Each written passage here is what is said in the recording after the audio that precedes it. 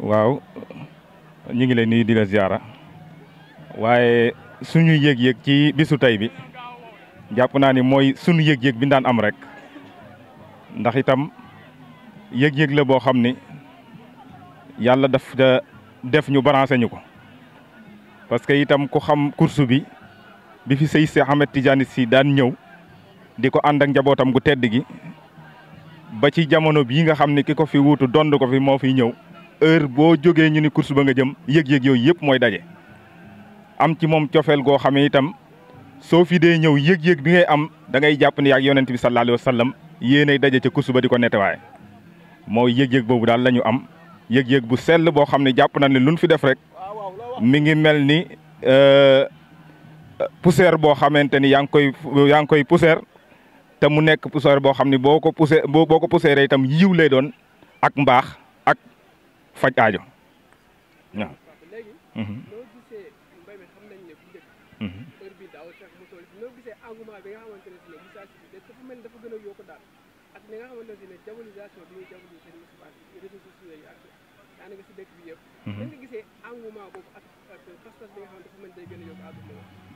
waaw pas-pas bi day gën di yokk à tout moment parce que tam ki nga soppul ku dul moom toujours rek da ngay jéem a xam xaal bi nga xamante ni moom la toll parce que Seydi Hadji Malick mooy waxam ni ilmu kullu shay'in wala boog afdalu kullu shay'in ilmul xaal maanaam xam-xam yëpp bi ci gën mooy nga xam situation waaye ku xam situation sëriñ bi ak fi nga xamante ni fi la toll ci jamono su fekkee da nga am cofeel ci moom lépp lu mu woote da nga ciy jiitu da nga ciy njëkk parce que li ngay bëgg mooy kàddoom du laal suuf parce que tam koo xamante ni wóor la na ni cofeel gi nga am ci moom ak topp gi nga ko topp moo doon yonent bi sallallahu alayhi wa sallam loola nag ña toppoon yonent bi yëg-yëg ban daan am ak courage ban daan am moom ngay am moo tax bu wootee course bi ñi nga xamante ni ñoo fi ñëw ñëpp même yëg-yëg bi lay doon parce que lan pas-pas moo leen fi indi cofeel moo leen fi indi sopp moo leen fi indi ba ca des mooy kenn ku ci nekk détermination ngay am total pour liggéey bi ngay liggéey ndax pas-pas boobu waaw. waaw kon mbokk ñu ngi nuyu mbokk yëpp di ziar ñëpp di masaw di baalu ak ñëpp di ñaan yàlla buru baax mi boole nangul di ñaan yàlla ci mbaaxam lii yàlla na yàgg te yàlla na sax ci barke Serigne Moustapha ndax it nit waaw bésu tey moom dundam rëy na ci man wax dëgg yàlla parce que bientôt at yaa ngi dem ndax dama doon dem man kenn ci daara ji tey yàlla may ma ay bant yoo xam ne ci man la ñu jóge te maa ngi ñoom ñu ngi jaxasoo ci daara ji mu wóor ne ma tey bu sama fan daggoon it samay njaboot dinañ ànd ak Serigne Moustapha ba fekk ma berzax loolu moom rëy na ci man lool.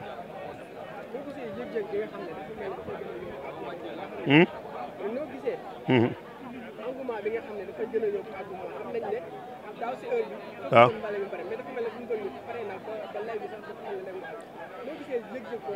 xam nga benn nitu yàlla dafa wax ca at yële passé nee na sëriñ dana mas a xewi ci Sénégal waaye nitu yàlla du fi jóg nee na liggéey yàlla ba yàlla jël ay ruux faye la ko loolu du fi jóg te ne yéen Moustarchidine loolu ngeen am da ngeen sëriñ Moustapha dafa liggéeyal yàlla ba yàlla jël suñuy ruux faye ko moo tax bu nooyee rek suñuy ruux naaw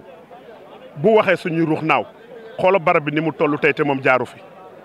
bu fi jaaroon tey kon nu muy mel.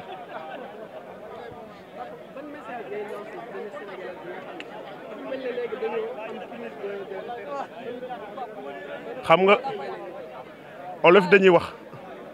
teel a nangu day noppal ay duma ndaw ñi riir jëm ci sëñ Moustapha nanu yónni yàgg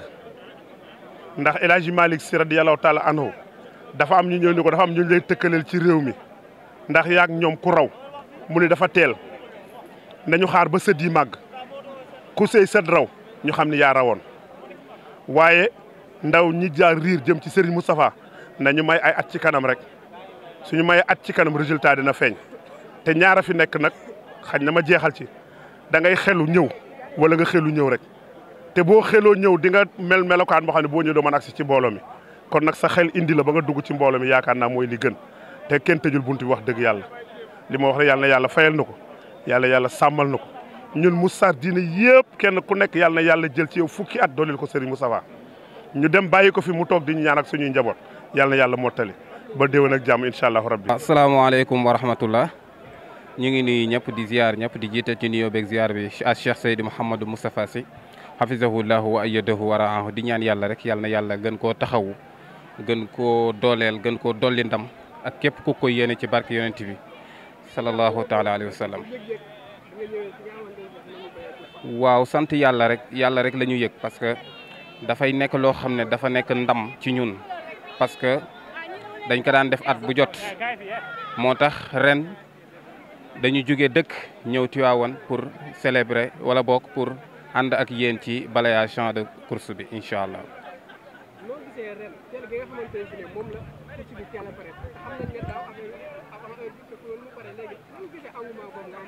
waaw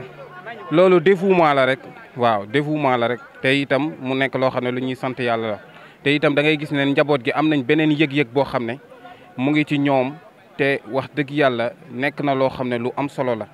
ndax boo seetloo tey ni nga gisee mbale mi moo xam mbay mi la rato beeg bale beeg tond beeg yëpp nekk na loo xam ne nit ñi yëg-yëg bu am doole lañ ci am wax dëgg yàlla xam ne dañoo war a gàmm te incha allahu rabbil izzati dañuy gàmm. jeunesse sénégalaise bi li ma leen di lancé mooy jamono bii ñu toll ku amul kilifa perte nga waaw coow li am kilifa la ku amul kilifa rek neex a ba max waaw ñun nag yàlla dimbale nañu sant nañu yàlla bi ñu yàlla joxee ku mel ne ak Cheikh Seydi Mouhamadou Moustapha Sy ñu nekk ci biir keppaaram te gis nañu ne bañ ci nekkee ba tey gisuñu ci benn wàññeeku yokkute rek lañ ci gis donc dañ ciy sant yàlla bu baax a baax a baax waaw jërëjëf. maa ngi tudd Soxna Asi Kébé dëkk ba Louga section Ngermala di kontaan bu baax ci suñu teewaay ci bis bu tedd bi di waajal rek guddi yonent bi sallallahu alayhi wa sallam bi nga xam ne amuñu ku dul moom ndaxte kat moo tax ñu bind ñu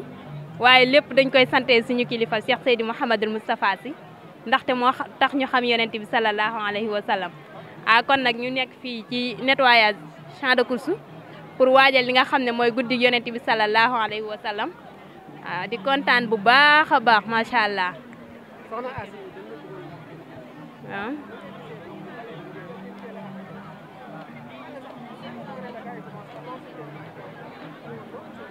waa gis nga njaboot gi moom macha allah engagé nañ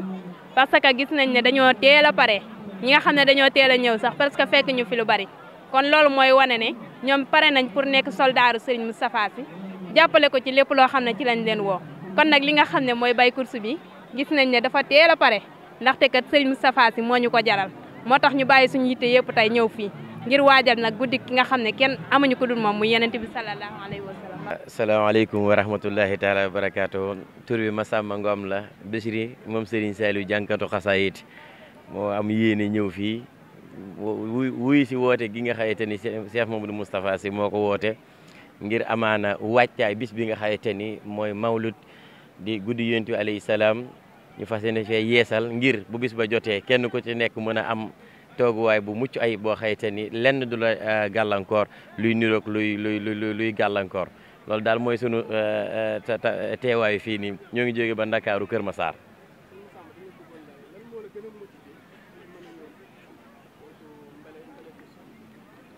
waaw lenn daal mooy woote gi nga xamante ni kilif gi woote na ko te wute wuñ kooku woote Xelcom Diaga te jëmmi Serigne Moustapha Sy moom la ñuy yëg ci moom la ñuy xool ci moom ndax waxul ngir jëmmam day wax ngir jëmmi yàlla ki nga xam ne day wax ngir jëmmi yàlla nag saa boo ko déglee yëg yàlla ci moom bu wootee war ngaa wuyu si lii mooy sabab gu woote gi wuyu si gi jërëjëf. da ngay xam ni ki ko def tëddul di nelaw sa waay lu ni fang kenn du ko jeex xam nga fii àddina la dafa am loo xamante ni Serigne Babacar Sy daf ko waxoon damay waxtaan ak sama yaay dem mu ne ma soxna Sukan dafa waxoon Serigne Babacar ni ko nam maa ngi lay ñaan Serigne Moustapha ak Serigne Mansour dimbali ma bu leen dugal ci école bi sarax leen daara ji boobu mu waxoon mooy feeñ daaw dama fay waxoon ni Serigne Cheikh bi ko yàlla ne kaay ma tibbal la mu ni cas ndabam wuti sunu borom Serigne Moustapha dani cas ndabam topp ko te Serigne Cheikh yëgu ko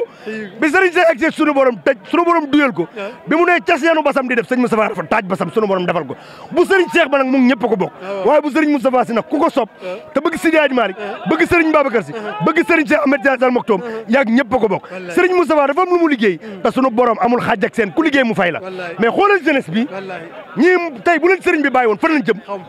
kon réew mi tey ay sàcc fii nekk ak ay agresseur ñi ñëpp sëriñ bi récupéré lañ jàngal leen taysiir ba nu pare mu ne leen comme mokkal ngeen taysiir nag léegi dem leen ngeen jàng xilaas bu Seydi Hadji Malick jërëjëf Seydi Mouhamadou Moustapha ku ne jërëjëf Serigne Moustapha yàlla nga am téeméer yàlla jërëjëf Serigne Moustapha jërëjëf Serigne Moustapha jërëjëf Serigne Moustapha man Alhaji Mbek Diop ak man Ndokh TV maay wax ak Maktoum Prod sama xarit liggéey bi ngay liggéey rëy na liggéey bi ngay liggéey waaw salaamaaleykum wa rahmatullah ñu ngi nuyu bu baax suñu mbokk bopp yi waa Al Irshad ñu ngi leen di ziar bu baax di leen dalal bu baax fii di si champ de course di commencé suñu wax rek Cheikh Mouhamadou Moustapha Sy yal na ko yàlla sàmm yal na ko yàlla aar yal na ko yàlla làq fa loo ko yàkkat agul moom ak suñu capitaine maam Cheikh Ahmed Tijani macha allah kontaan nañ bu baax a baax si njaboot ji macha allah seen taxawaay am na solo waaw lii nag moom mooy wan ne xaw ma ku gàmmuwul waaye Cheikh Mouhamadou Moustapha mi nga xam ne moo doon mag ñi incha allah drapeau bi du mës a wàcc ci kàttanu yàlla incha allah.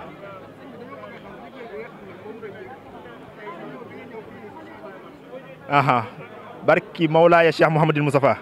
ci machine laa fanaan tëyër laa waaye damaa dogu ne incha allah bis tey ma koy fekk musuma koo fekkee nag bale champ de course musuma see ñëw c'est la première fois mais dama koo jaayante pour ne tey ji damay ñëw tey ji si nga xam ne mooy drapeau bi Cheikh Mouhamadou Moustapha tàllal ñu fexe koo jàppale incha allah ndax jàppale ko mooy suñu ndam waaye tamit ñu jàpp si mooy suñu ndam parce que dafa ñoo joxoñ nañu carrément yoon baa ngi nii kon nag buñ ko toppee rek incha allah mu woon ñu yoon mais macha allah li ñu fi yëg tey jii nii xaw ma ku commencé wul gàmmu de mais ñun jàpp nañ ne champ de course fii hal yumnu lil mutayaamid incha allah.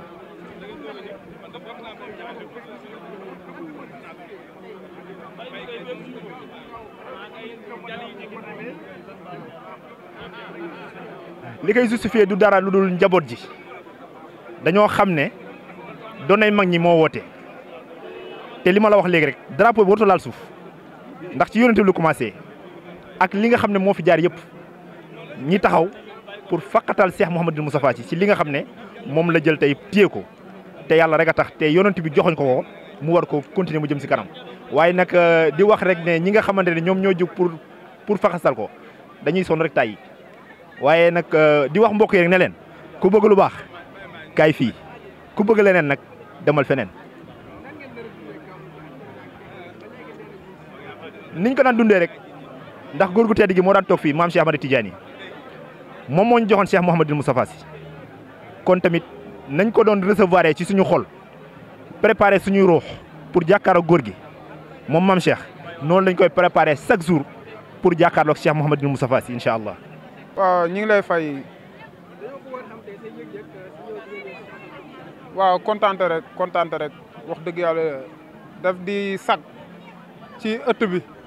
ëttu Seydil Hadji Malick ci ëttu Sénégal yëpp ak képp kuy woote ci l'islam lii tey sa sag la waaw ndax kiñ koy defal moo tax yonent bi sallallahu alayhi wa sallam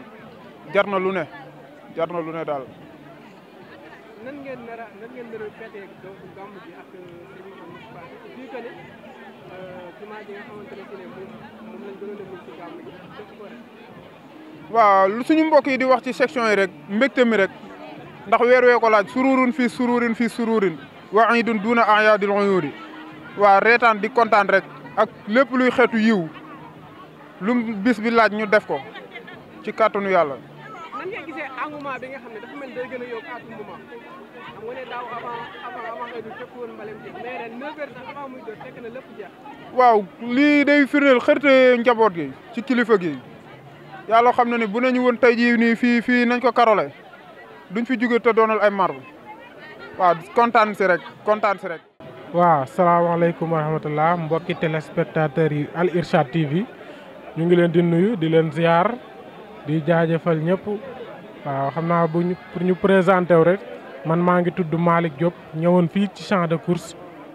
doon participer ci wàllu nettoyage bi pour préparer gàmmu gi nga xam ne ni moom lañ jublil muy Mawlidun Nabi 2021 ñu war ko amal fii ci champ de course le lundi incha allah 18 octobre incha allah sous l'égide de notre responsable moral Seydi Mouhamadul Moustapha Sy.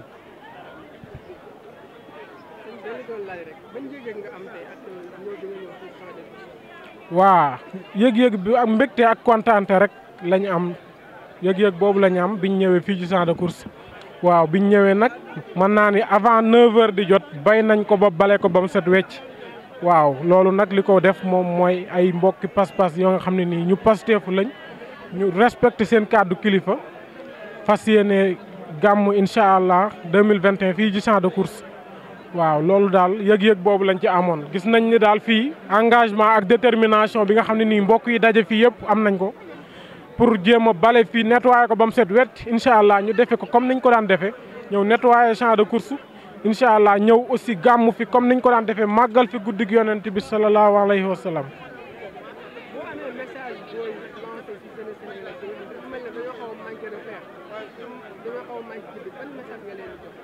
waa jeunesse sénégalaise wala population sénégalaise de manière générale bon message bu ñu leen di lancer rek mooy waaw ñun ñi ngi jublu fii màggal guddig yonent bi waaw màggal guddig yonent bi nag comme li ci Seydi Hadji Malick waxoon wa mawliduhu bihi sharafun wa xiirun fa fi tanzimi in jaaw sujjooni waaw màggal guddig yonent bi daal moom mooy uñji njàqare waaw yaakaar naa dina saafara également bëgg-bëgg yi nga xam ne nii askan wi am nañ ko donc dañuy lancer message ñëpp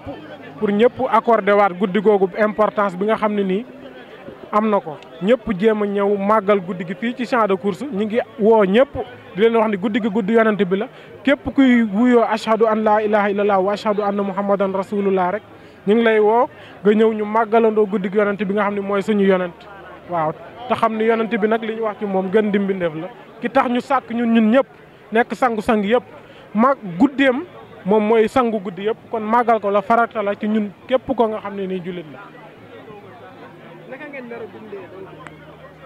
gàmm gi nga xam ne ngeen nar a def ak corona gi nga xam ne ba léegi yan mesures ngeen nar a jël. waaw mesures yi ñu war a jël comme mesures yi ñu daan jël rek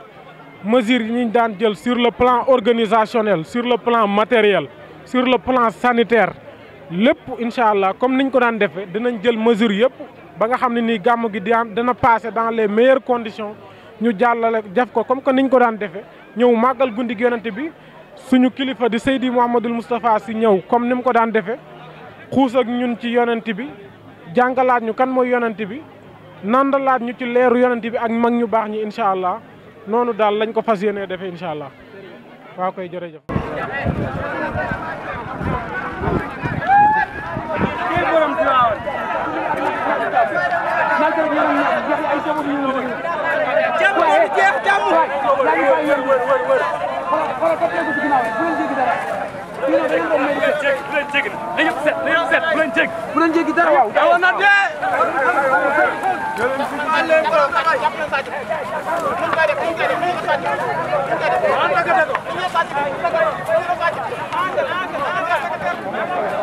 Attention,